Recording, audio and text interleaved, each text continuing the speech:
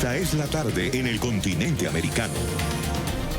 Cuando anochece en Europa y amanece en Asia, así cae la tarde en el continente americano y transcurre la noche y el amanecer en el resto del mundo. La tarde. Hola, bienvenidos a la tarde de NTN 24, el canal de las Américas. Soy Idania Chirinos. Como siempre, un gusto y un compromiso acompañarles.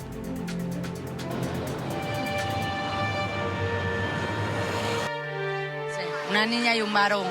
Y este esfuerzo es por ellos, por mi familia.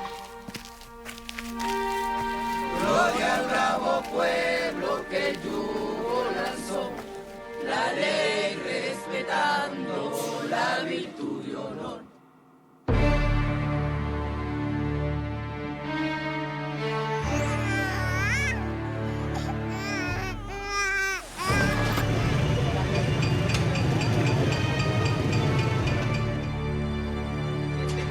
Mi hermano tuvo un accidente y lastimosamente acá en Venezuela no tenemos nada.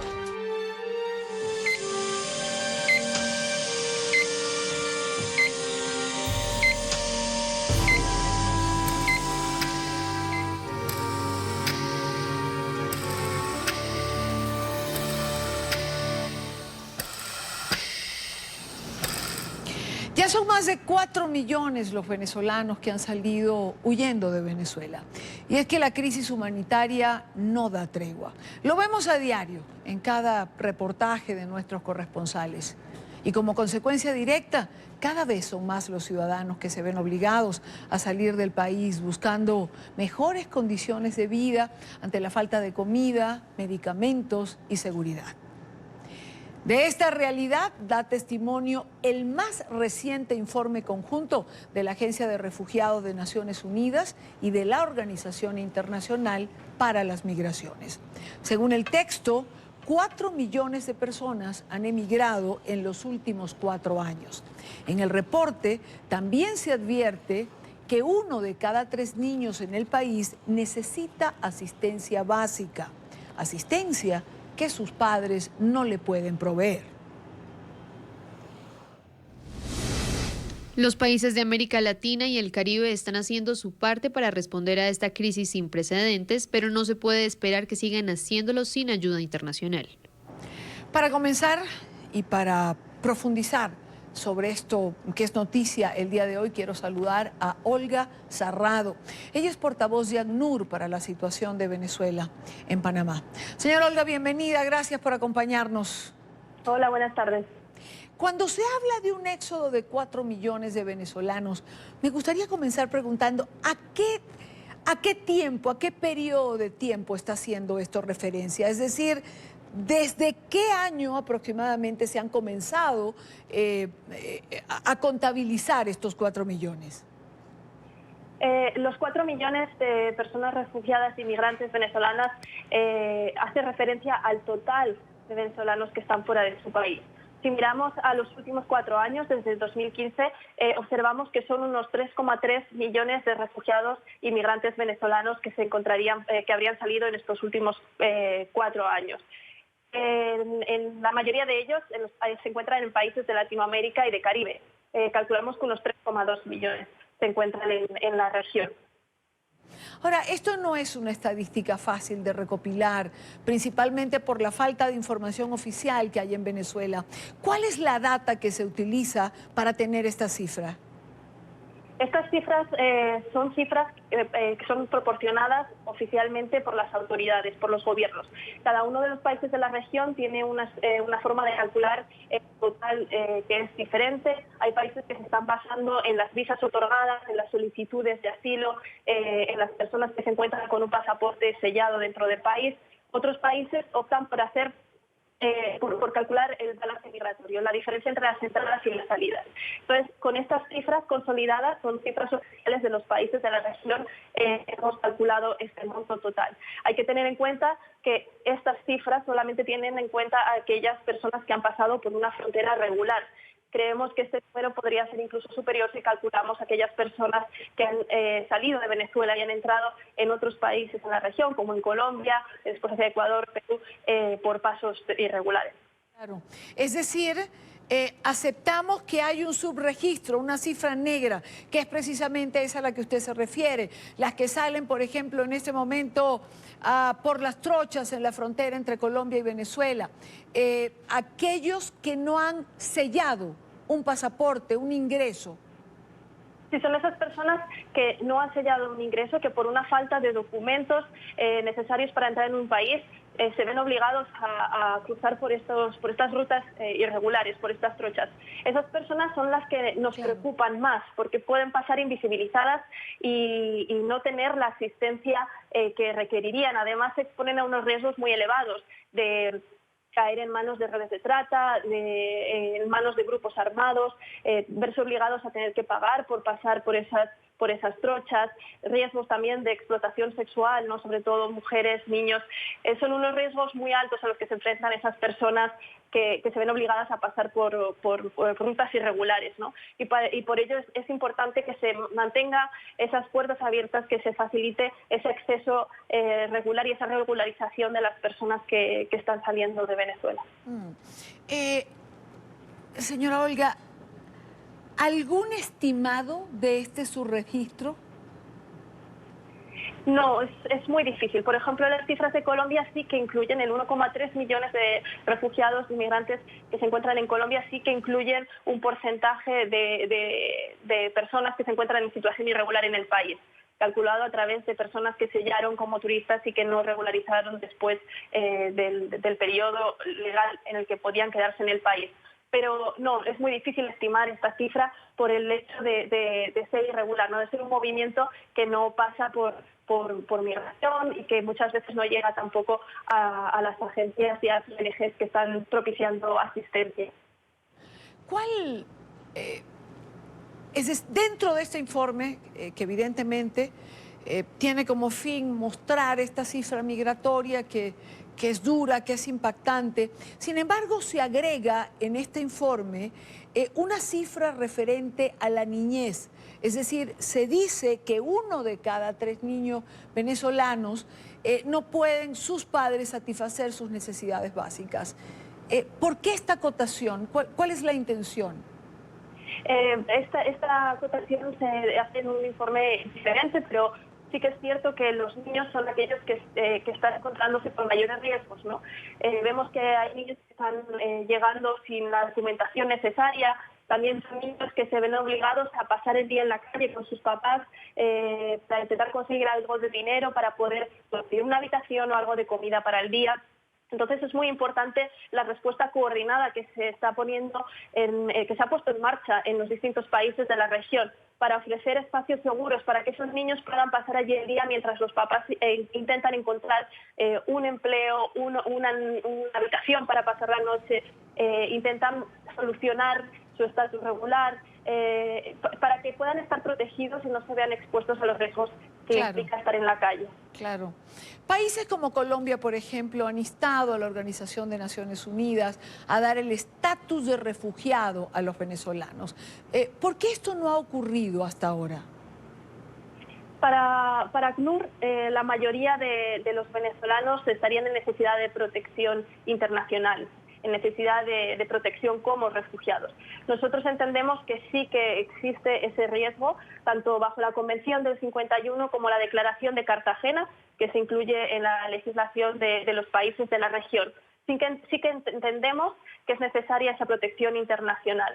Sin embargo, también sabemos que hay unos límites en la capacidad también de las comisiones de refugiados en la región, que hasta ahora nunca habían recibido una magnitud tan alta de solicitudes de asilo. Entonces, por eso también nos ofrecemos a continuar apoyando a las instituciones de los principales países receptores de venezolanos para poder continuar ofreciendo no solamente asistencia de emergencia y apoyo y acceso a servicios, sino también esa protección internacional que requieren la mayoría de los venezolanos.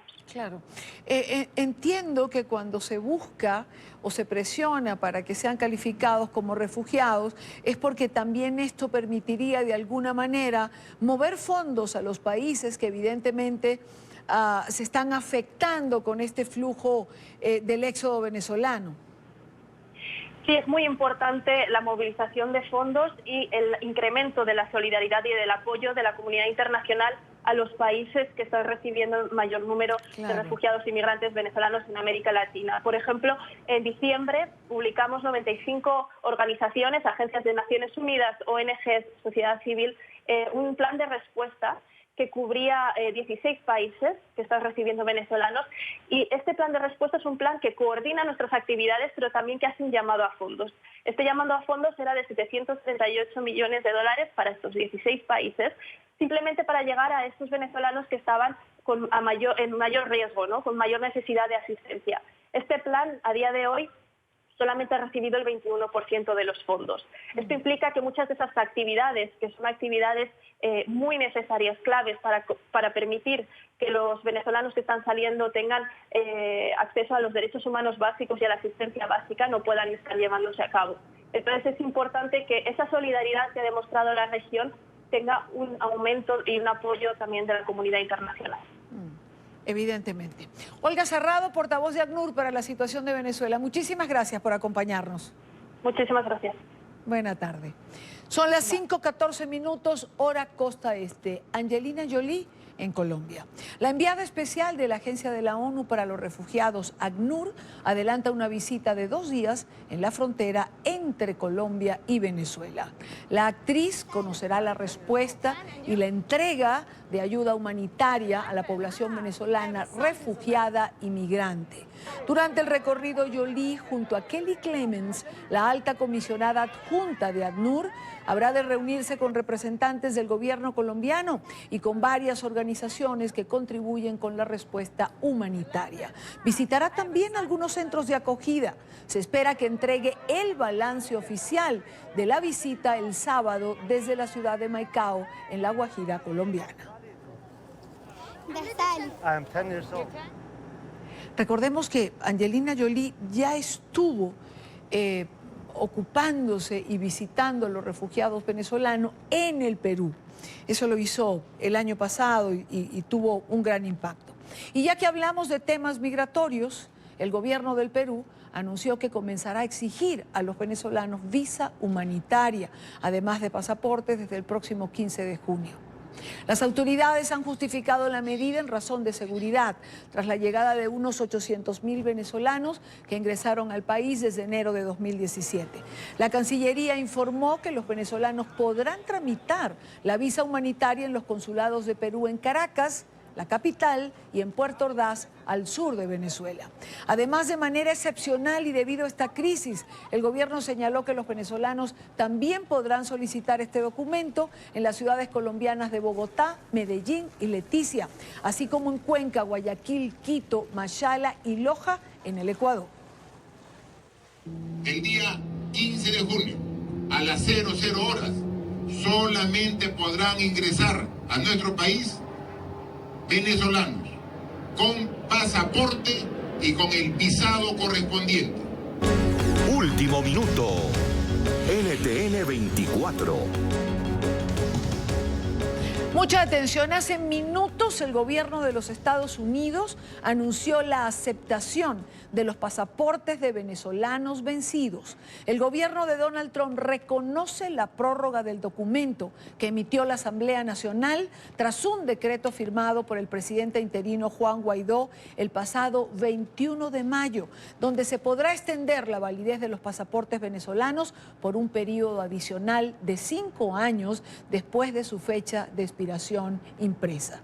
Esto significa que pueden optar a la emisión de visados y otros fines consulares. Las aduanas y la patrulla fronteriza reconocerán igualmente estos pasaportes cubiertos por este decreto. Es decir, será válido para la admisión a Estados Unidos siempre y cuando el viajero sea admisible, es decir, que cuente con una visa. Esto, y permítanme un comentario, es algo que los venezolanos, los que están en Estados Unidos o los que pensaban y piensan ir a Estados Unidos, reciben con gran satisfacción. Es un logro también del embajador del gobierno interino de Juan Guaidó en Washington, Carlos Vecchio, que ha abierto, por cierto, recientemente un registro para los venezolanos que se encuentran en los Estados Unidos. Es una gran noticia porque, como todos sabemos, renovar el pasaporte en Venezuela se ha convertido en una tarea titánica. Encontrar una visa, encontrar una prórroga, disculpen, es prácticamente imposible. Una prórroga para el pasaporte puede tardar 6 meses, 1 año, o puede simplemente nunca llegar. Así que es una gran noticia esta que estamos dando en este momento. Y a las 5:19 revisamos otros temas de la agenda informativa del día. Es noticia una fuerte marejada que generó una grave emergencia en Chile. El oleaje que se presentó en Puerto Saavedra, región de la Araucanía, abrió un socavón en el terreno, dejando la mitad de este restaurante que ven en pantalla a punto de colapsar. Pese al trabajo de los equipos de emergencia, la estructura finalmente se derrumbó. Los propietarios del negocio exigieron la ayuda del gobierno. No se reportaron heridos ni víctimas mortales.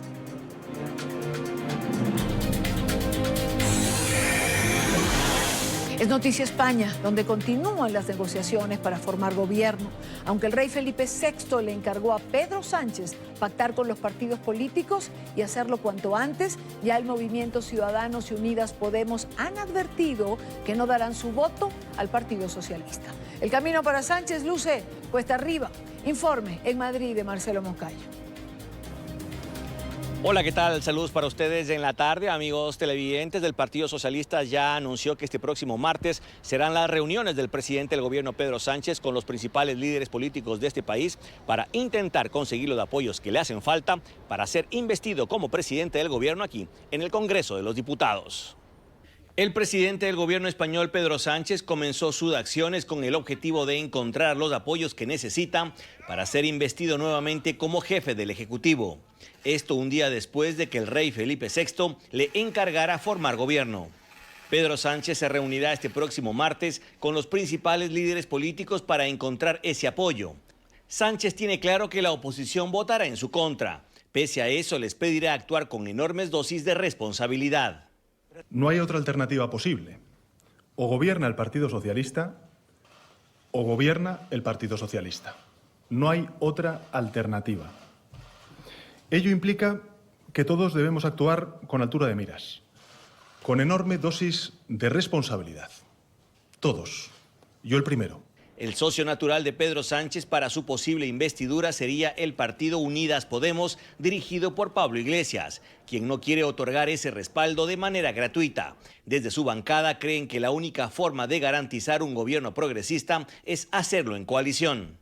Creo que estamos en un momento en el que el egoísmo, la autosuficiencia, el individualismo es algo que los españoles no quieren. Creo que en la forma en la que están votando de forma sistemática los españoles y las españolas en las elecciones implica que actores que somos diferentes nos pongamos de acuerdo para salvaguardar el bien común y para pensar en España. En la primera sesión de investidura, Pedro Sánchez necesitará la mayoría absoluta de los votos para ser designado como presidente del gobierno, es decir, 175 votos. Si no lo consigue, tiene que someterse a una segunda votación en donde necesitará más votos positivos que negativos. Por ahora, Sánchez solo tiene asegurados los 123 votos de su partido. Televidentes de la tarde, y si todo sale dentro de lo planificado, es muy probable que la investidura de Pedro Sánchez pueda darse entre la primera y la segunda semana de julio aquí en el Congreso Español. Este es el informe para la tarde. Marcelo Moncayo, NTN 24, Madrid. Es noticia la primera declaración que ofreció el futbolista brasileño Neymar a los medios de comunicación, desde que estalló el escándalo por la denuncia en su contra por presunta violación. El deportista habló a la salida de una comisaría en Río de Janeiro, donde compareció para responder por otro proceso relacionado con los cargos de delito cibernético, después de difundir fotografías íntimas de la modelo que lo acusa de haberla violado.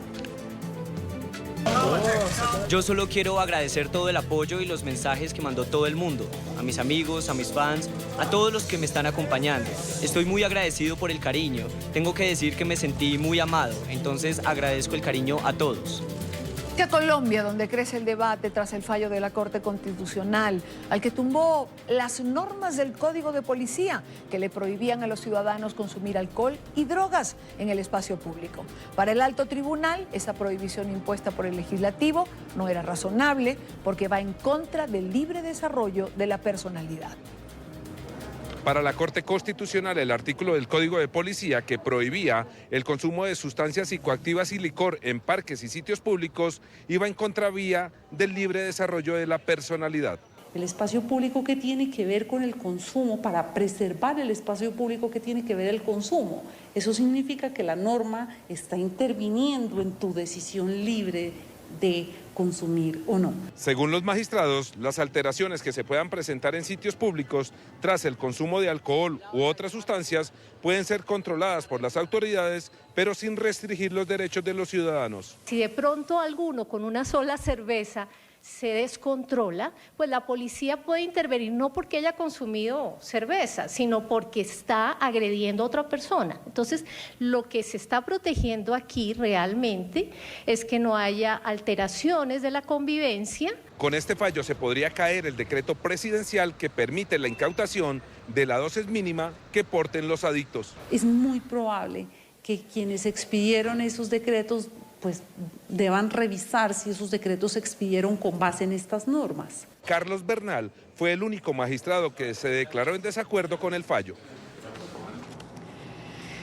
El presidente Duque reaccionó a la decisión de la Corte Constitucional y dijo que el gobierno seguirá trabajando para que los espacios públicos estén libres de drogas. De manera contundente señaló que la libre determinación de la personalidad no es la libre determinación de la drogadicción.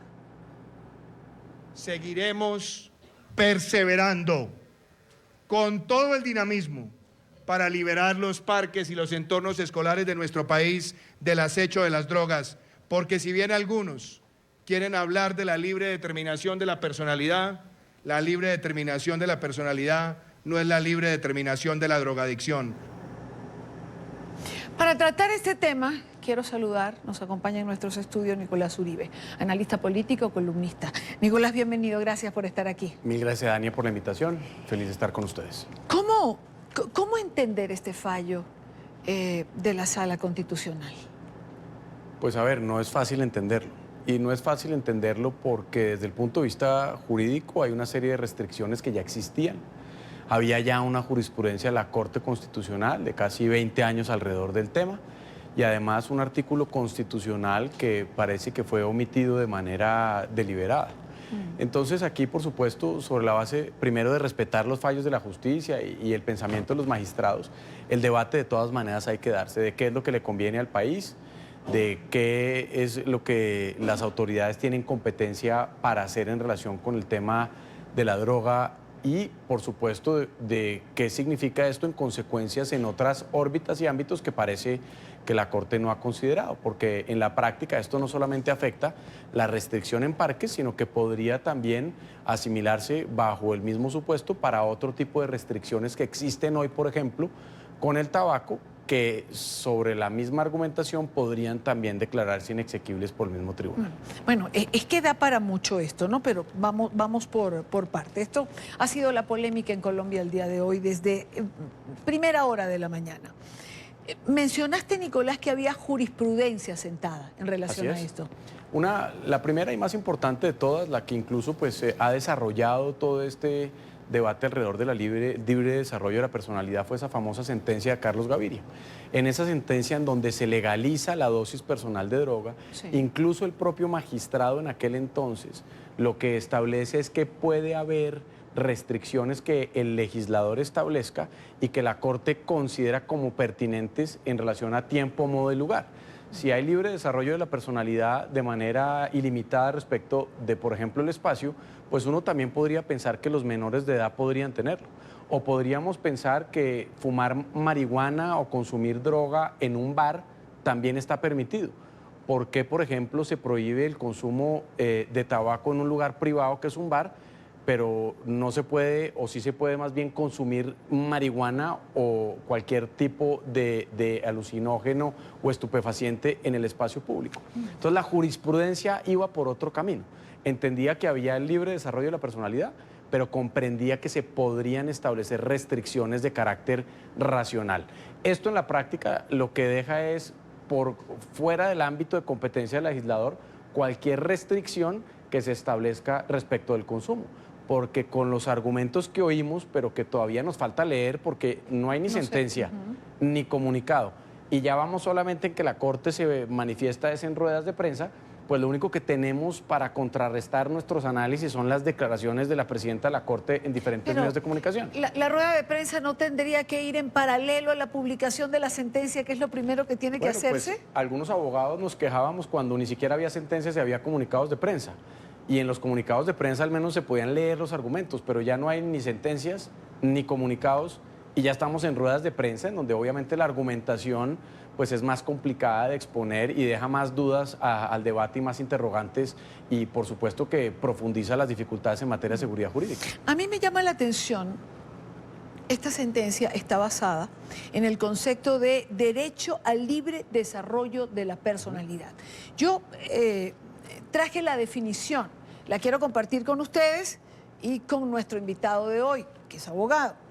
Dice, derecho al libre desarrollo de la personalidad. La esencia del libre desarrollo como derecho es el reconocimiento que el Estado hace de la facultad natural de toda persona a ser individualmente como quiere ser, sin coacción ni controles injustificados o impedimentos por parte de los demás.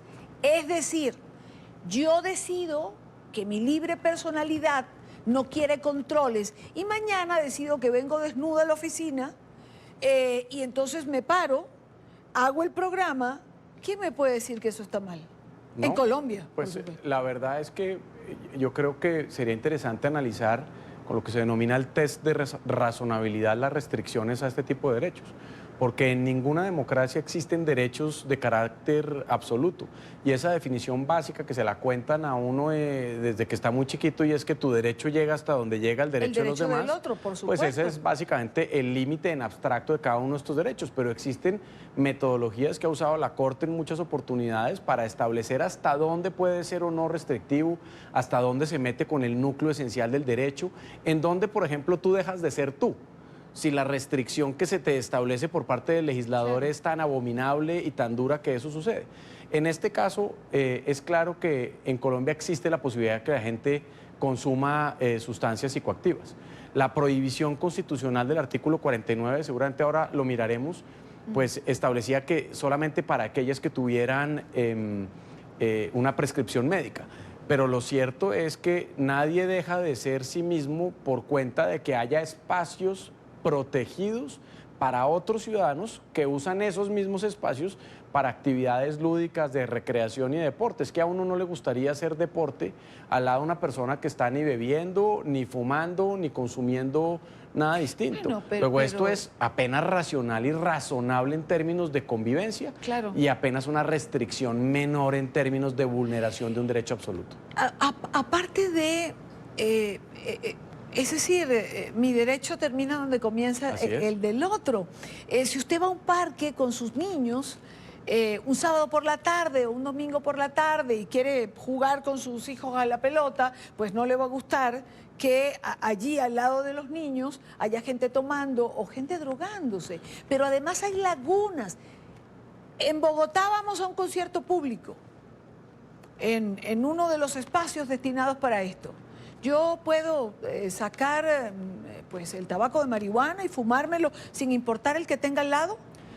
O el que está 2 puestos más allá de mí puede meterse cocaína porque eso es necesario para el libre desarrollo de su personalidad. La verdad, Yane, esa es una de las dudas, porque si la policía no puede controlar esto de manera preventiva en el espacio público, mucho menos un privado podrá establecer restricciones a un tercero de la misma naturaleza en un espacio también privado. Luego yo creo que aquí se abre un boquete que pone, digamos, en tela de juicio una cantidad de normas que se habían construido respecto del alcohol, respecto del tabaco y respecto de la droga, para establecer talanqueras inclusive de acceso a esos productos, porque esto no es una opinión, sino es un hecho. Este tipo de sustancias no son buenas para la salud. Entonces, por ejemplo, aquí existe restricción de publicidad para el tabaco. El tabaco no se puede vender a menores de edad. Claro. El tabaco tiene unos impuestos y unas características porque tiene unas externalidades que generan efectos en la salud de los colombianos y por supuesto que en el sistema de salud. Lo propio sucede con la droga. Entonces, al levantar cualquier restricción al consumo de este tipo de productos, dañando algunos espacios que son principalmente utilizados para otro tipo de actividades, no solamente se pone en peligro la salud de la gente, sino que también hay un debate interesante alrededor de cuáles son las implicaciones en otras órbitas con esta misma argumentación de la Corte Constitucional. Luego, ese elemento que tanto se protege alrededor de los niños, que sus derechos deben prevalecer sobre los derechos de los demás, y el derecho a la salud pública, pero eso quedó pues derogado aquí. Es una cosa que queda en entredicho porque parece que la salud pública se somete claramente al derecho de algunas personas a consumir droga en el espacio público. Claro, le preguntaban a la magistrada cómo se sentiría, le preguntaban si tenía hijos, ¿no? Y cómo se sentiría ella, bueno, si cerca de sus hijos pasara algo así. Ella decía que ella había educado a su hija, para que entendiera que tanto el consumo de alcohol en exceso o el consumo de psicotrópicos no eran buenos para la salud. Pero no todo el mundo lo hace o no todo el mundo aprendió la lección. Y todo el mundo no puede aunque quiere, Idania. Es que la mayoría de los niños que viven en Colombia tienen unas jornadas que son media jornada. Y desde las 12 o 1 de la tarde están otra vez en su casa. Y el espacio que tienen para distraerse es el parque que queda al frente de su casa. Y su mamá va a llegar a las 9 o 10 de la noche porque trabaja hasta las 6 en un lugar que le queda hora y media de distancia de su casa. Luego, proteger entornos significa proteger de manera directa a la juventud. Esto no es una elucubración de un nexo de causalidad distante mediado por toda clase de factores, no. Es una realidad. Los niños son hoy, incluso a través de gomitas saborizadas con estupefacientes, conducidos al vicio. Luego, la posibilidad de tener al menos los parques como entornos protegidos para esos niños, cuando esa es su única alternativa, luego que salen del colegio, es una garantía para proteger la salud de los colombianos.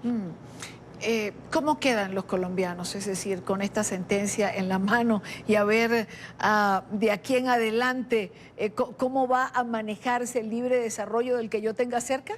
Pues es difícil. Lo que yo sugeriría respetuosamente es que el decreto del presidente Duque, que además se expidió con base en esos artículos que acaban de tumbarse, puede replicarse perfectamente sobre la base de un artículo constitucional. Es que uno también extraña aquí una interpretación sistemática de la Constitución, porque es que el artículo 16 del libre desarrollo de la personalidad existe, pero desde el 2009 hay una reforma constitucional de la cual yo fui ponente en su momento, que decía que el consumo de sustancias psicoactivas está prohibido salvo prescripción médica.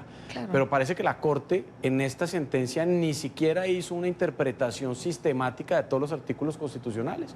Habrá que ver qué sucede, pero sin duda esto es una derrota para las autoridades y para los ciudadanos, porque en últimas aquí lo que hay es un instrumento menos al servicio de la protección de la salud y de la seguridad de los ciudadanos, porque lamentablemente, y esto tampoco es un invento, la dosis mínima se ha convertido en un instrumento para comercializar de manera encubierta la droga y, por supuesto, para convertir a personas en adictas. Nicolás, gracias por acompañarnos. Mil gracias a ti por la invitación.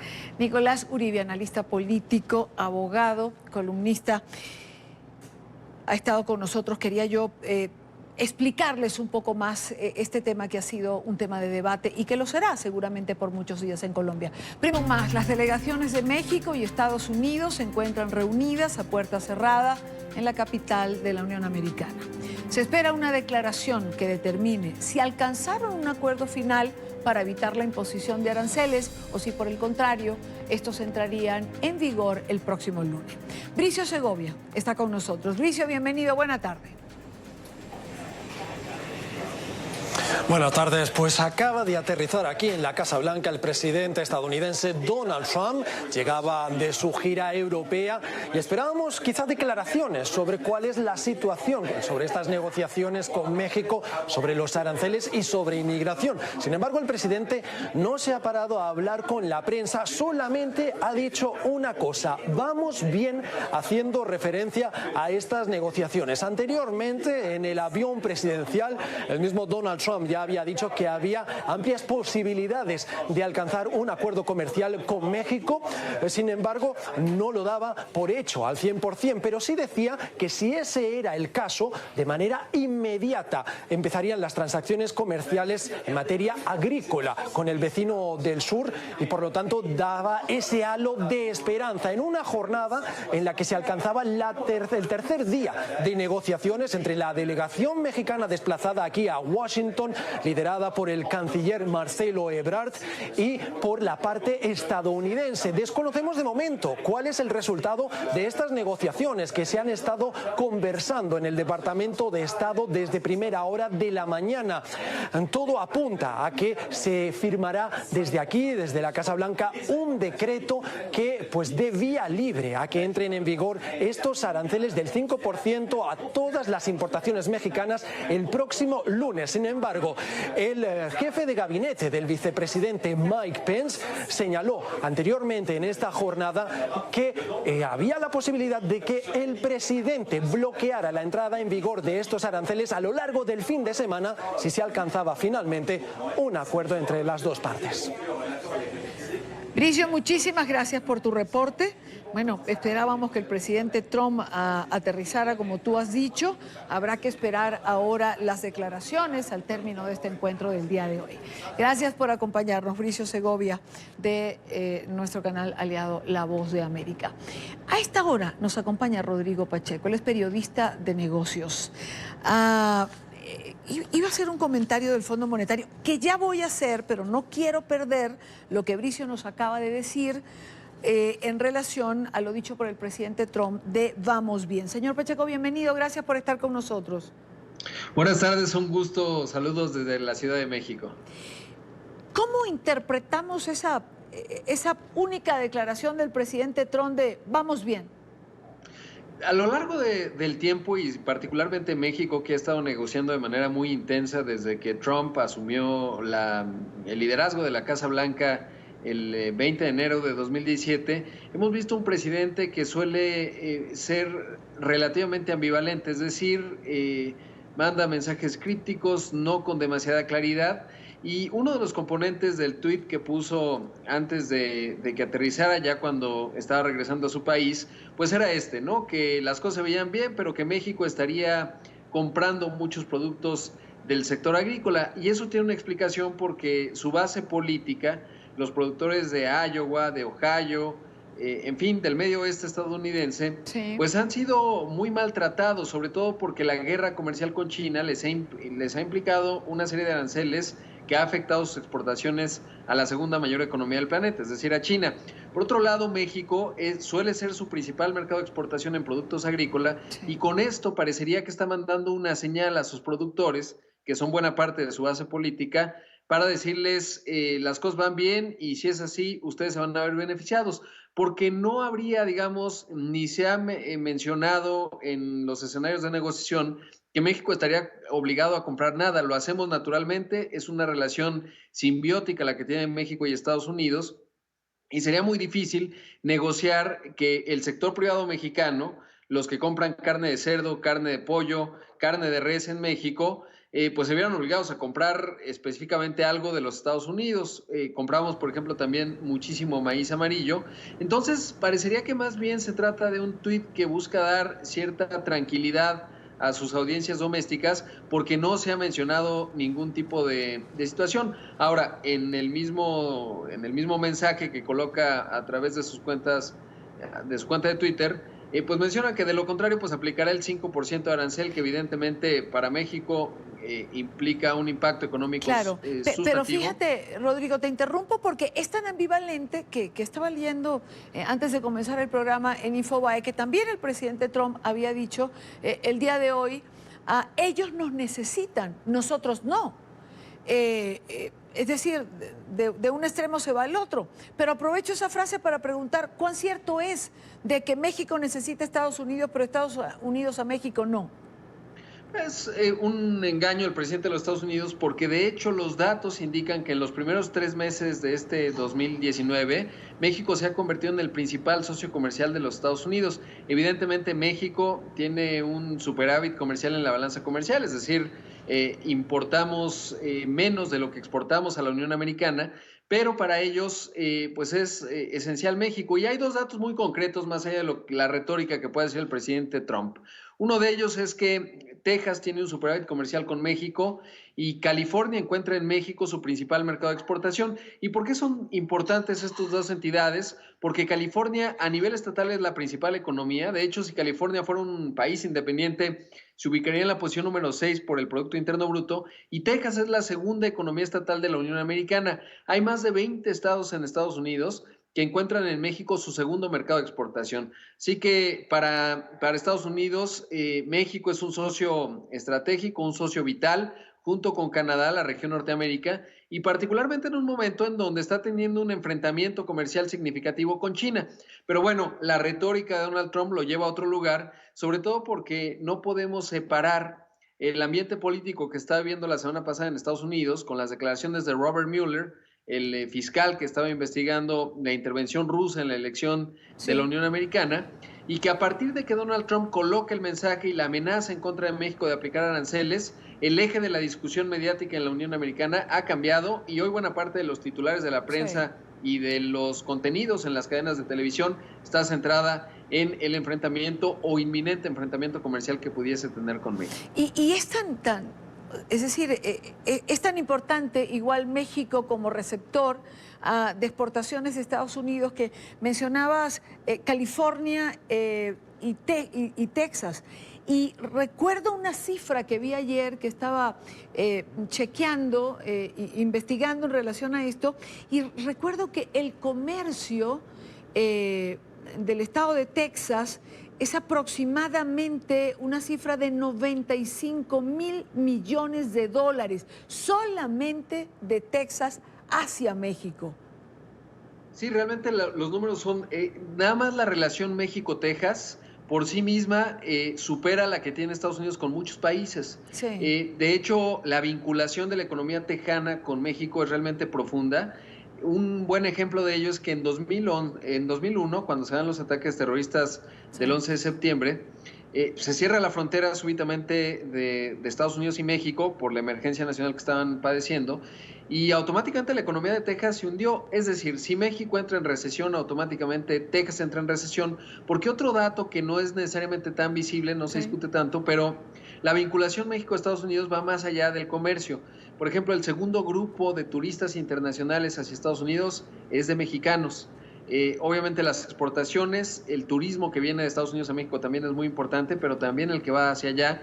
Y además, otro aspecto importante es que no solo son exportaciones de México que se quedan en Estados Unidos y de Estados Unidos que vienen a México. De hecho, hay cadenas de valor profundas, por ejemplo, en el sector automotriz, elementos, por ejemplo, asientos de coches, que se les hace un proceso en Estados Unidos, vienen a México, se les hacen otras costuras, regresan a Estados Unidos y llegan a cruzar hasta 4 veces la frontera de ambos lados. Y esto, por supuesto, este tipo de aranceles destruía las cadenas de valor. De hecho, no tengo visible ninguna asociación de negocios ni grupo de manufactureros, incluso de grupos agrícolas, que esté a favor de las medidas que está amenazando Donald Trump. Sorprendió a propios extraños con este argumento legal de 1977, y realmente no parecería que tiene mucho sentido, porque destruiría buena parte de la economía de los Estados Unidos y sobre todo de las cadenas de valor en términos de manufactura. Claro. Ahora, quería preguntarte también, Rodrigo, el presidente López Obrador anuncia una manifestación en Tijuana a la que él mismo va a acudir. ¿Cómo contribuye esto en la búsqueda de este acuerdo? ¿Van a ir ministros, otros funcionarios? Es decir, ¿esto no es más político, puertas adentro, que de cara a lo que se está negociando con Estados Unidos? Totalmente, de hecho, desde mi óptica, incluso está corriendo un riesgo el presidente Andrés Manuel López Obrador, porque evidentemente está dando una respuesta, o digamos, es un evento que está pensado más en el consumo doméstico, es decir, en mandar señales a los mexicanos, porque realmente ha estado muy acotado en sus respuestas, porque evidentemente la interdependencia económica y lo que está en juego para México es delicado. Hoy le preguntaban al presidente Andrés Manuel López Obrador en la mañana que qué opinaba justo de estas declaraciones de Donald Trump en donde decía Estados Unidos no necesita México, y el presidente de nuestro país lo único que hizo fue guardar silencio, dijo soy amo de mi silencio y puso las manos en signo de amor y paz, porque realmente está relativamente acotado, tiene poco margen de maniobra y lo único es que está generando con esta manifestación allá en Tijuana, pues señales hacia el interior, pero es de alto riesgo porque, claro, una mala señal, algo que se salga de control y mandaríamos una señal no muy positiva, y el asunto se trata de no generar todavía más encono de Donald Trump. Exacto. Ahora, por otro lado, habría que decir que desde mi óptica, México lo que debería hacer es pues plantear, digamos, lo que podemos hacer, pero no convertirnos, por ejemplo, en tercer país seguro, que implicaría que los centroamericanos que no reciben o en lo que definen su situación de refugiado tendrían que ser refugiados de México. ¿Por qué? Porque llevamos más de un año negociando el TEMEC, el Tratado México, Estados Unidos y Canadá, USMCA, lo conocen en Estados Unidos. Fue una negociación dura, fue una negociación profunda, fue una negociación muy seria entre la administración anterior de México, la actual administración también. México, por ejemplo, aprobó una reforma laboral para quitar, digamos, objeciones que pudiese tener la Cámara de Representantes, que está dominada por demócratas. Se hizo una negociación seria y súbitamente la semana pasada Donald Trump, sin avisar a nadie, sin consensarlo, sorprendiendo a propios extraños, anuncia esta amenaza con aranceles.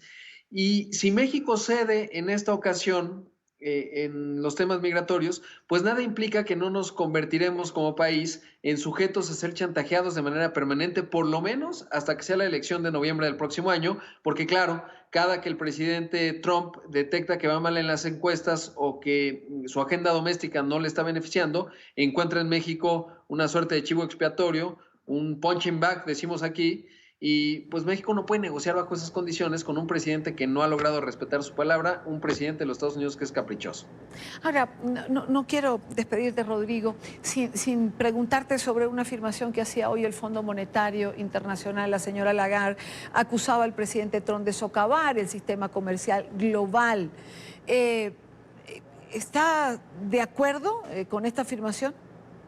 Sin duda creo que Donald Trump ha sido un personaje pues que ha sacudido las estructuras posteriores a la Segunda Guerra Mundial, digamos el consenso Bretton Woods, Banco Mundial, FMI, lo ha sacudido, y la Organización Mundial del Comercio cada vez está siendo más obsoleta porque estas acciones unilaterales de Donald Trump no encuentran desahogo en la Organización Mundial del Comercio, que está prácticamente pues ahogada en estos casos, no tiene la rapidez y agilidad necesaria, y coincido con la directora gerente del FMI, es decir, hay un consenso en cuanto a que Donald Trump ha sido una figura que está destruyendo muchas instituciones benéficas para Estados Unidos y sobre todo que generan interdependencia económica que ayuda a que muchos conflictos que en otros escenarios se resolvían con temas bélicos o con medidas mercantilistas, pues hoy estamos regresando a ese escenario, porque no es poca cosa tampoco la pelea que está teniendo con China, en donde ahí la rivalidad estratégica puede llevar a otros escenarios mucho más complejos.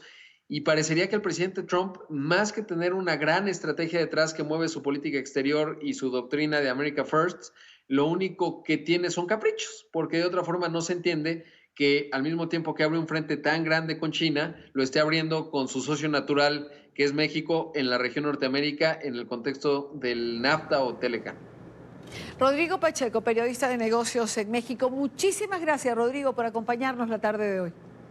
Al contrario, mucho gusto y un abrazo a todos allá en Colombia.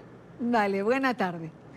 El presidente Trump no solo tiene abierto este frente con México, sino que en este momento también lo tiene con la líder de los demócratas en el Congreso. Están enfrascados en una nueva confrontación. Nancy Pelosi dijo a sus compañeros de partido que preferiría ver a Donald Trump en prisión en lugar de verlo sometido a procedimientos de destitución. Trump, por su parte, le respondió desde Francia en una entrevista con la cadena Fox News, donde se refirió a la presidenta de la Cámara Baja, calificándola como una persona sin talento y nerviosa. Además, la llamó desagradable, vengativa, horrible. Donald Trump y Nancy Pelosi no logran conciliar sus diferencias. Poco tardó el mandatario estadounidense en arremeter contra la presidenta de la Cámara Baja del Congreso, luego de que ésta habría asegurado que prefería ver al líder republicano en la cárcel en vez de iniciar un juicio político en su contra.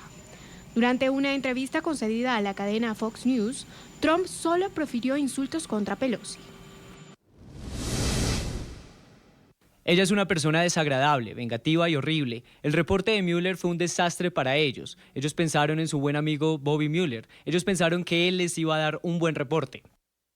Pese a que ambos han dejado claro que no comparten posturas políticas y que el cariño mutuo no tiene cabida en su relación, estrictamente diplomática por cierto, la disputa entre ambos se ha intensificado en los últimos días. Pelosi ha expresado firmemente su rechazo a la decisión de Trump de imponer tasas arancelarias a México, como represalia por lo que él ha llamado la crisis migratoria en la frontera. En medio de las conversaciones entre representantes de ambos países, la líder demócrata aseguró que esa no es la forma de manejar la situación. Nosotros queremos y estamos tratando de presentar un acuerdo comercial con México y Canadá, y nuestra preocupación es lo que les he dicho anteriormente. En nuestra cadena de la ley, este es un territorio peligroso y así no es como se trata a un amigo. No es una forma de lidiar con la inmigración ni con las necesidades humanitarias en la frontera. Es evidente que la tolerancia entre ambos está llegando al límite, pero Pelosi y Trump han intentado hacer caso omiso a lo que los separa, pensando en la necesidad de lograr acuerdos en pro del bienestar del país. Cuando Pelosi fue elegida como presidenta de la Cámara Baja, eso fue lo que dijo Trump.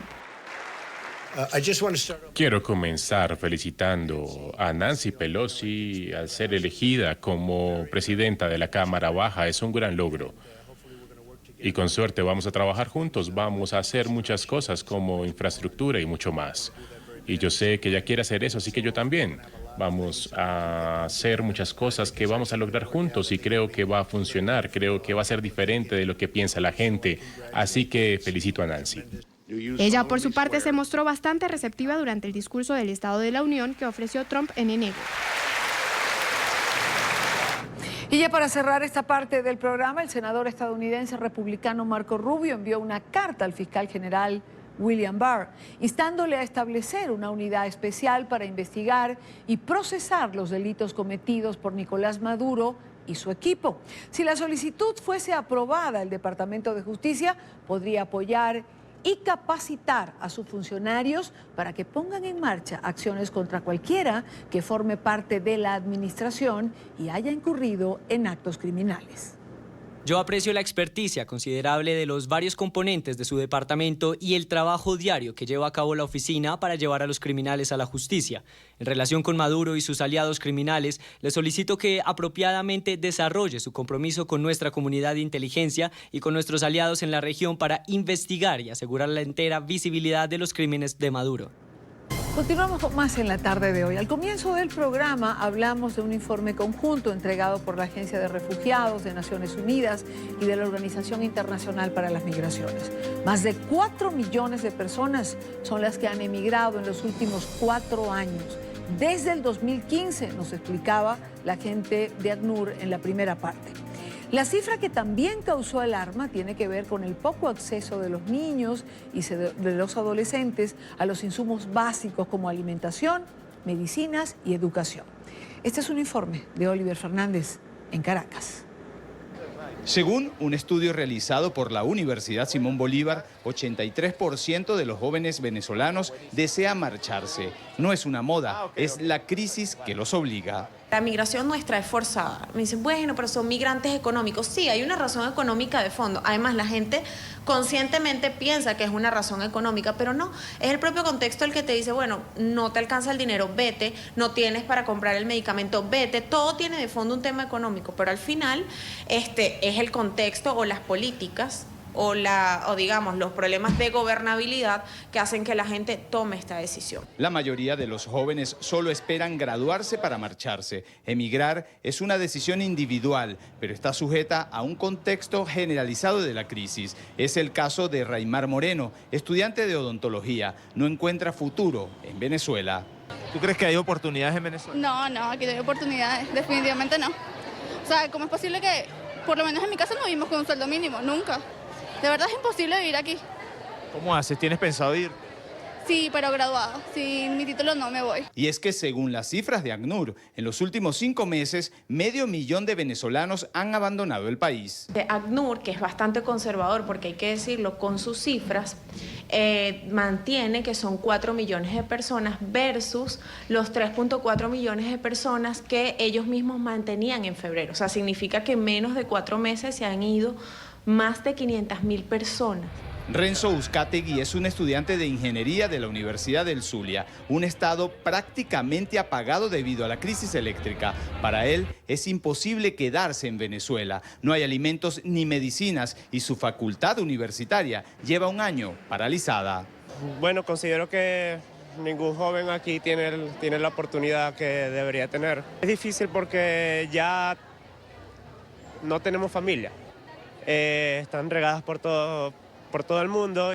Cada día se hace más difícil para los venezolanos huir del país. Solo quedan 8 líneas aéreas y las fronteras dominadas por grupos irregulares. La socióloga Claudia Vargas estuvo en la frontera con Colombia. Indica que el futuro es incierto para quienes salen por esa vía. Yo lo vi, ahí la gente está expuesta a miles de cosas. Primero a que los roben, a que los maten, a que los secuestren grupos irregulares. Y algo muy importante con respecto a los caminantes. ¿Quién está registrando qué pasa con los caminantes en el trayecto? Nos han dicho que hay personas que mueren en el camino por accidentes, porque son atropelladas, porque no aguantan el frío. También hay un grupo de jóvenes que prefieren quedarse. Para ellos deben irse quienes usurpan el poder. Porque los que se tienen que ir son ellos. No nosotros, que somos los estudiantes y que tenemos que sacar el país adelante. Sociólogos venezolanos advierten que mientras no haya un cambio en el sistema de gobierno, se incrementará la crisis migratoria en esta nación suramericana. Es la información que manejamos desde Caracas. Continúen con más de la tarde de NTN 24. Gracias a Oliver Fernández. Y como bien dice, una cosa son los que se van y otras los que se quedan. Bien porque no quieren o bien porque no pueden. Ahora, quedarse no es nada fácil, es lidiar con un caos cotidiano, depresión, cifras de suicidio que lamentablemente parecen ir en aumento. De esto queremos hablar con nuestra próxima invitada, Marisol Ramírez Vargas. Ella es psicóloga, presidente de Psicólogos Sin Frontera en el capítulo Venezuela. Marisol, gracias por acompañarnos, bienvenida. Muchísimas gracias, Idania, por la oportunidad. Entiendo, y quiero comenzar por esto, que ustedes están concentrados en ayudar a las personas que se quedan dentro del país. ¿De qué manera lo hacen? A ver, Idania, fíjate, desde la organización que presido, nosotros tenemos en este momento un servicio de psicología gratuito que está enmarcado en un programa de mayor amplitud que llevamos adelante en alianza con otra organización, con el Grupo Social CESAP. Este servicio de psicología gratuito que estamos llevando adelante está dirigido fundamentalmente a las poblaciones, no solamente dentro de la comunidad, las más vulnerables, sino a la gente que sencillamente pues, no tiene recursos y que se acerca y que reconoce que necesita ayuda. En este servicio estamos trabajando, en este momento somos 10 psicólogos, todos colegiados de esta organización, y allí nosotros hacemos fundamentalmente lo que conocemos, o lo que se conoce en psicología como psicoterapia breve de urgencia, que es intervención en crisis, con la intención de las personas que acuden a nosotros, poderlos apoyar en que reconozcan realmente cuál es el problema mayor de todos los que están de alguna manera enfrentando, que hagan foco sobre sus recursos y sobre todo lo que son sus propias redes y puedan entonces tomar decisiones, un poco en el caso de que si fuere, de tal manera de poder sentir menos angustia. Cuando la gente se acerca por temas de duelo, lo que buscamos sencillamente con esta misma metodología, con este mismo trabajo, es que las personas puedan encontrar, fíjate, un alivio. No se trata de ni justificar, ni se trata de olvidar, se trata simplemente de encontrar alivio dentro de la situación que están viviendo. Encontrar alivio dentro de la situación que se vive, que decía yo al comienzo, es un caos cotidiano. Es decir, no hay agua, no hay luz, no se consigue medicina, muchas veces no se consigue comida. Es decir, ¿cómo se logra, Marisol, ese alivio dentro de toda esta circunstancia? Por lo menos para seguir adelante, ¿no? Sí, suena casi imposible, ¿no? Fíjate que el caos cotidiano al que tú te refieres, nosotros finalmente lo reducimos o lo vemos como la pérdida de la dignidad de la vida, porque se trata finalmente de la pérdida y del deterioro de una cantidad de derechos inherentes a la vida humana, que pasan por distintas situaciones muy dolorosas, ¿no? En ese sentido, nosotros lo que hacemos fundamentalmente es, fíjate, primero que, insisto, que la gente reconozca que el solo hecho de estar allí, el solo hecho de buscar ayuda, es el primer paso. Ante una situación de crisis, que nosotros como en Venezuela, la crisis, yo siempre insisto que son hechos puntuales, son situaciones puntuales. En Venezuela vivimos algo peor que una crisis, es un proceso inédito, porque esta crisis se ha enraizados y se ha instalado, y por eso los especialistas hablan de una emergencia humanitaria compleja. Entonces, en este caso, frente a las personas que acuden a nosotros, lo que buscamos fundamentalmente es que primero la persona se sienta reconocida, sienta que lo que está haciendo es el primer paso para tomar control sobre su vida dentro de lo posible, y de esa manera empezar a hurgar, a mirar cuáles son sus alternativas, te repito, y cuáles son finalmente, en el caso de duelo y la pérdida de mayor, que es la pérdida de la vida, cuáles son las posibilidades que tiene para continuar adelante. Nosotros lo que intentamos es que la gente pueda hacer un proceso de conciencia acerca de su momento, del momento que está viviendo, y de que, sin duda, la vida no termina allí, que tenemos que buscar cuáles son los recursos personales para luego poder hacer uso de los recursos colectivos, de los recursos comunitarios. Si una persona en una circunstancia como esta no puede reconocer eso, difícilmente va a poder ver en su comunidad, en su espacio, quién lo puede ayudar, quién lo puede apoyar. Claro. Por ejemplo, te refieres al duelo, ¿no?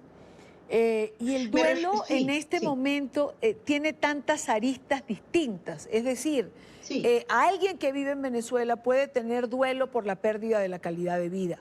Puede tener duelo porque los hijos no están, que está ocurriendo en la mayoría de los hogares. Puede tener duelo porque son abuelos que no pueden ver a los nietos o no los están viendo crecer. Puede tener duelo, un duelo real, digamos, por una pérdida física. Es decir, el duelo hoy en día en Venezuela abarca tanto. El duelo en Venezuela se ha vuelto lamentablemente un hecho natural. Lo cual es terrible. Es absolutamente terrible y es parte de esta situación que te describí al principio, que es la pérdida, tiene que ver con la pérdida de la dignidad de la vida. Claro, Se naturaliza la violencia, se pretende naturalizar la violencia, se pretende naturalizar las inseguridades alimentarias, todo lo que tiene que ver con salud y, por supuesto, todo lo que tiene que ver con la vida. Entonces, nosotros lo que buscamos, de alguna manera, fíjate, nosotros no podemos resolver el problema que le corresponde al Estado. Y nosotros lo que sí podemos de alguna manera es acompañar a la gente, a que la gente pueda ver dentro de su propia realidad qué recursos todavía puede manejar, qué recursos personales puede manejar para poder de alguna manera alinearse a la búsqueda de esos recursos que sin duda necesita de ese tejido de redes, de ese tejido de redes personales y de redes comunitarias, de redes sociales, para que se pueda sentir apoyado. Nosotros dentro fíjate, yo por ejemplo, te puedo hacer una analogía. Para el año 2018, nosotros recibimos aproximadamente, bajo esta metodología que te explicaba, alrededor de 250 pacientes. Cada paciente que llega al servicio de manera gratuita, insisto, recibe aproximadamente entre 4 y 5 sesiones de psicoterapia en crisis. Psicoterapia breve de urgencia, como te decía. Este año, y vamos apenas por el mes acaba de terminar mayo, ¿sí? Está empezando junio. En este momento nosotros tenemos 240 pacientes atendidos para 984 sesiones de psicoterapia. O sea, en menos de un semestre, menos de 6 meses, nosotros hemos visto duplicado el número de pacientes atendidos, el número de sesiones atendidas, ¿me explico? Aunque es el mismo, fíjate, son los mismos 250, pero en 5 meses. En 5 meses, claro.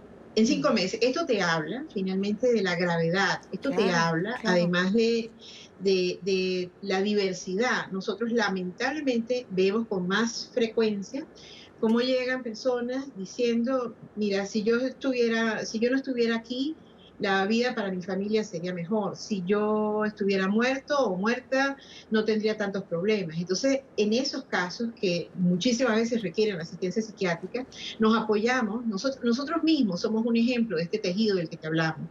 Nosotros nos apoyamos en servicios de psiquiatría, no son muchos los que quedan en la ciudad, en el país de manera activa, porque bueno, como bien sabes, la salud también en nuestro país, lamentablemente tiene el peor capítulo, pero nos apoyamos finalmente en ellos para poder darle alguna contención a estas personas.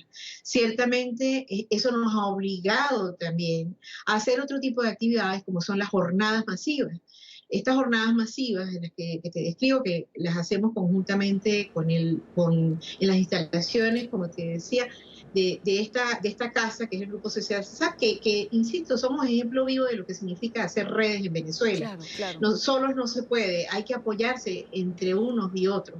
En este espacio nosotros hacemos jornadas de atención, de asistencia psicológica, donde recibimos a estas personas y damos orientaciones básicas. Y hacemos también jornadas en ese espacio de información estratégica. Trabajamos el manejo del estrés, trabajamos el manejo de la angustia, trabajamos el sentido de la vida, facilitamos, mejor dicho, que la gente tenga un espacio grupal donde expresan sus emociones. Y eso tiene mucho valor, porque la gente empieza a darse cuenta que no es el único que está afligido, que no es el único que está triste, que no es el único que está rabioso, que las emociones son legítimas, que expresar sus emociones es legítimo, es necesario, y que encontrar alguien con quien poderlo conversar es parte también de este proceso de alivio del que te describí. Claro. Marisole, ¿esto es solamente en Caracas? Bueno, fíjate, lastimosamente está siendo solamente en Caracas en este momento. Estamos buscando la manera, inclusive en este nuevo periodo que está arrancando en junio, de poderlo replicar en algunas ciudades del interior. A través de CESAP, CESAP es una organización que tiene más de 40 años de trabajo comunitario en todo el país y tienen, de hecho, asociados, como así se llaman, en distintas regiones, en distintos estados. Entonces, lo que estamos buscando es la posibilidad de hacer, por ejemplo, asistencia online, telefónica sobre todo, de emergencia, hacia el interior. Estamos buscando inclusive hacer también este tipo de actividades que tienen que ver con la difusión de información estratégica también a través de las plataformas virtuales que muchos de estos asociados manejan. Claro. Pero fundamentalmente lo que nos estamos planteando ahorita es expandir este servicio, por lo menos para un servicio de atención telefónica o por internet hacia el interior del país. Digo porque, por ejemplo, Caracas, con todo el drama cotidiano que conocemos, de todas maneras creo que sigue teniendo cierto privilegio. Sí, por ser la capital, duda. Por ser la sede del gobierno, por una cantidad de cosas. Sí. Pero yo pienso, por ejemplo, en la gente del Zulia, del estado Zulia, ¿qué ha pasado por algo que realmente no se encuentra cómo calificarlo? Es inhumana la circunstancia de la gente que vive en el estado Zulia. Por Dios, tienen 50 grados de calor, no hay electricidad para tener aire acondicionado o un simple ventilador. Es decir, lo que se le ha hecho al Zulia, el estado petrolero de Venezuela por excelencia, es algo que no tiene nombre. Y pienso cuando me dices que en tan solo 5 meses se han atendido el volumen de gente que se atendió en el 2018, pienso en el Zulia y digo, cuánto desespero, ¿no? Si alguna región lo necesita de alguna forma, y estoy segura que esto se replica en todo el país. Ahora, ¿cómo hacen también, te pregunto, 10 psicólogos para atender esta demanda? Fíjate, somos 10 psicólogos, como te decía, activos en este momento que funcionan en el servicio. Tiene muchos más. Cuando Psicólogos Sin Fronteras se organiza en el 2010, nosotros en aquel momento, tratando de emular el capítulo de otros países, España, Australia, en fin, siempre estas organizaciones habían funcionado al lado de los organismos de ayuda humanitaria, de las organizaciones de ayuda humanitaria en el mundo, frente a situaciones de desastre, frente a situaciones bélicas. No sabíamos nosotros acá que el principal desastre que íbamos a enfrentar 9 años más tarde, y no digo 9, esto recrudece enormemente desde el 2014, tenía que ver con este desastre social, sociopolítico, este desastre humano.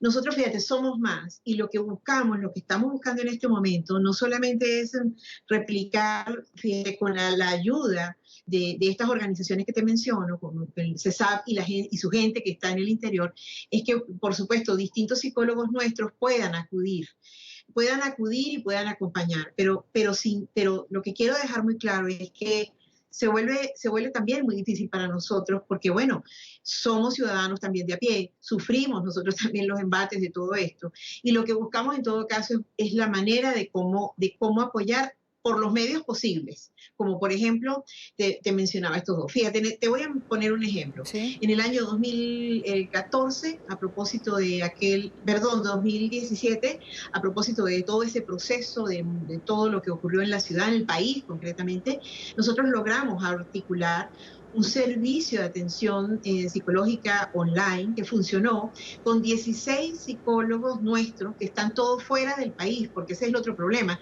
Psicólogos Sin Fronteras también ha sufrido el proceso migratorio. Y estos 16 psicólogos nuestros que te menciono estaban todos en distintos países: España, Costa Rica, Argentina, Panamá, Canadá, Estados Unidos. Y logramos articular por los 4 meses que duraron todos estos procesos tan difíciles, un servicio de asistencia psicológica online para la gente que estaba dentro y fuera del país, sobre todo los que estaban aquí. Es más o menos esto lo que pretendemos emular ahora, pero lamentablemente, si bien es cierto que el Internet ha disminuido la eficiencia del servicio de Internet en Venezuela, queremos hacerlo un poco vía telefónica. Entonces estamos armando ese equipo en este momento porque, bueno, te puedo decir que en este instante, así como te ofrecí esas cifras, te puedo decir que tenemos una lista de espera, que necesamos de alguna manera darle respuesta. Es mucha la gente que ¿Puedo está... preguntarte, Marisol, ¿puedo preguntarte Sí, cuántas personas conforman esa lista de espera? Para el día de hoy, sí, claro, 172 personas. Marisol, ha sido un gusto inmenso poder conversar contigo todas estas cosas. Quiero quedarme con eso de nadie solo puede transitar esta crisis que vive Venezuela. Así es. Nadie solo puede afrontarla y no hay mejor manera que buscar el apoyo de unos y otros y sostenerse en la red que tenga cada quien más cerca. Y si me permites, y darme una última cosa. Por favor.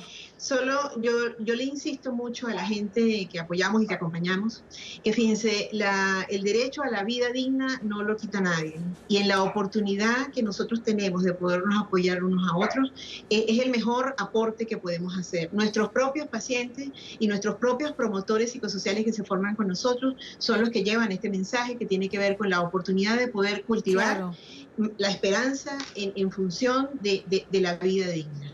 Gracias, Idania, por el espacio. No, gracias, Marisol, por habernos acompañado. Estaré atento a esa red que están conformando vía telefónica y tendremos la oportunidad de hablar más adelante. Gracias por haber estado aquí. Seguramente. Muchísimas gracias. 6:31 minutos en Venezuela. Ya para cerrar esta parte del programa, hay una historia humana a la que nos queremos referir.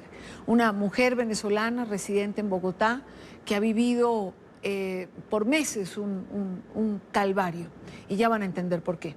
Llegó a Colombia sin pasaporte, no cuenta con el permiso de permanencia como lamentablemente muchos otros, resultó lesionada en una empresa que la contrató de forma irregular, era la encargada del aseo y durante una jornada perdió un dedo. Hasta ahora el empleador no ha respondido como tendría que hacerlo. Este es un informe de Carlos Arturo Albino desde la ciudad de Bogotá, en Colombia.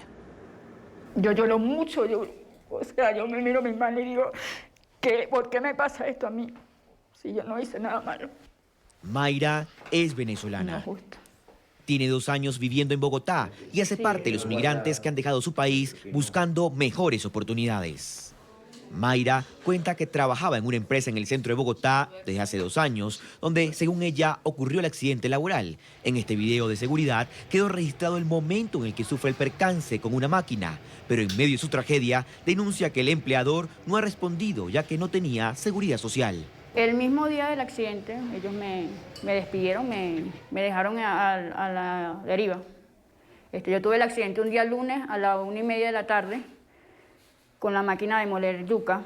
Y desde hace 3 meses dice que vive un calvario. A mí me hacen 3 cirugías en el Samaritano.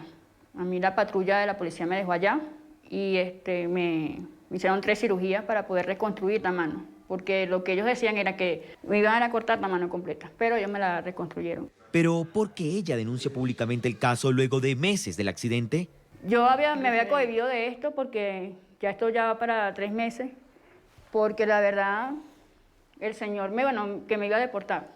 Mayra vive otro drama. En la casa donde vive y que habría sido arrendada por el empleador, ahora le están solicitando que desaloje debido a que no ha podido pagar el arriendo por estar incapacitada de su mano izquierda. De verdad, salir de mi país a esto es fuerte. Es muy fuerte. Porque vine acá con un sueño y una meta y no lo cumplí. El abogado de la empresa respondió a la denuncia de la venezolana. El caso de la señora Mayra realmente obedece a un accidente laboral, cuya responsabilidad está en estudio en este momento debido a sus problemas de migración y específicamente de estadía en el país, pues no contaban ni con el permiso ni con la residencia colombiana ni la cédula de extranjería como tal. No pudo ser afiliada. A dar a conocer el caso a las autoridades, inmediatamente la Secretaría de Salud de Bogotá trasladó a la mujer venezolana a un centro asistencial por tratarse de una urgencia e iniciaron una investigación de los hechos. Es una historia humana más de la que tantas podemos encontrar seguramente en la diáspora venezolana. Pausa en esta parte del programa. Regresamos en breve. Los invito antes a que se suscriban a nuestro canal en YouTube. Lo tengan en pantalla, www.youtube.com/ntn24, donde encontrarán todo nuestro contenido multimedia, entrevistas, reportajes, programas y la señal en vivo de nuestro canal. Conéctese a la información, conéctese a NTN24 en su canal de YouTube. Grave denuncia por violación de derechos humanos contra el régimen de Daniel Ortega. Familiares de 3 presos políticos que resultaron intoxicados tras ingerir pastillas que les suministró en la cárcel la modelo, el personal, allí se encuentran recluidos, aseguran que fueron envenenados por quienes allí trabajan. Una primera versión de las autoridades aseguraba que los internos habían intentado quitarse la vida. Sin embargo, sus familiares insisten en que se trata de un caso de homicidio.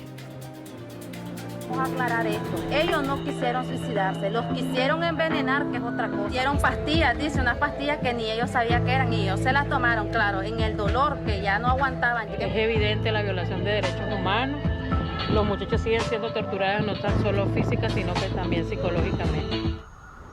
A esta hora nos acompaña Yonarqui Martínez. Ella es abogada, defensora de derechos humanos, asesora del Comité de Madre y Familiares de Presos Políticos. Abogado, muy buena tarde, gracias por estar aquí. Muy buenas tardes, gracias por la invitación. ¿Qué ocurre con estas tres personas? Es decir, ¿qué se sabe hasta ahora? ¿Han podido verlos? ¿Alguien habló con ellos? Evidentemente, la información que nosotros tenemos es una información ya corroborada. Los familiares de los tres personas que sufrieron violación de derechos humanos, intoxicación en este caso, fue confirmada por sus familiares. Les permitieron el sistema penitenciario que ellos ingresaran y ellos corroboraron la información. Ahora, hay la versión de que ellos habrían... de que habrían sido golpeados y por eso pidieron calmantes. Y cuando pidieron calmantes fue que se les dio por lo menos lo que produjo ese malestar que tuvieron después. Evidentemente, las tres personas que ingirieron medicamento fueron víctimas de lesiones cuando se dio la golpiza en la cual murió un preso político, don Eddie Montes. Uno de ellos, el caso de Carlos Alberto Cruz Aburto, fue intervenido quirúrgicamente, por ende necesitaba analgésico, y en el caso de José Luis Ortega y Carlos Vanega, por la golpiza, evidentemente necesitaba también analgésico para poder calmar el dolor. Lo que nosotros tenemos a primera mano, información por parte de las madres y familiares que ingresaron, era que ellos expresaron a los custodios el dolor fuerte que tenían. Los custodios le entregaron medicina sin decirle qué es lo que le estaban suministrando, y eso produjo una intoxicación.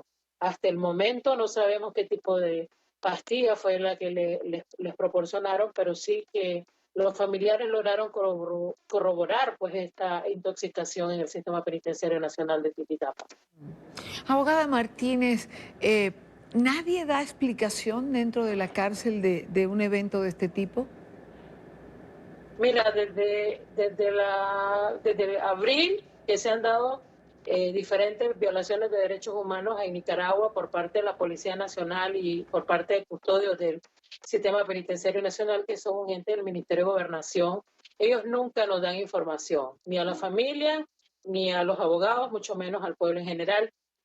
Toda la información que nosotros corroboramos es a través de otros familiares, y los comunicados se dan una vez que nosotros ya sacamos a luz pública lo que está aconteciendo.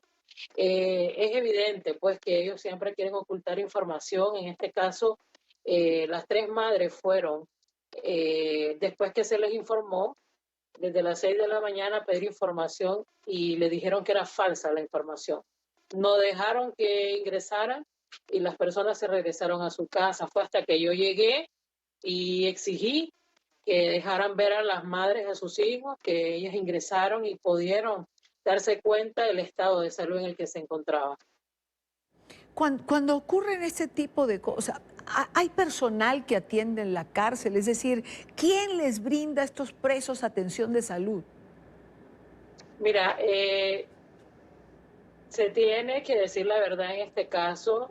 En todo penal a nivel internacional, en cualquier penal del mundo debe de haber médicos atendiendo a los internos. Sin embargo, en el Sistema Penitenciario Nacional hay enfermeros, e inclusive hay custodios que revisan a los internos, pero no son médicos en algunos casos.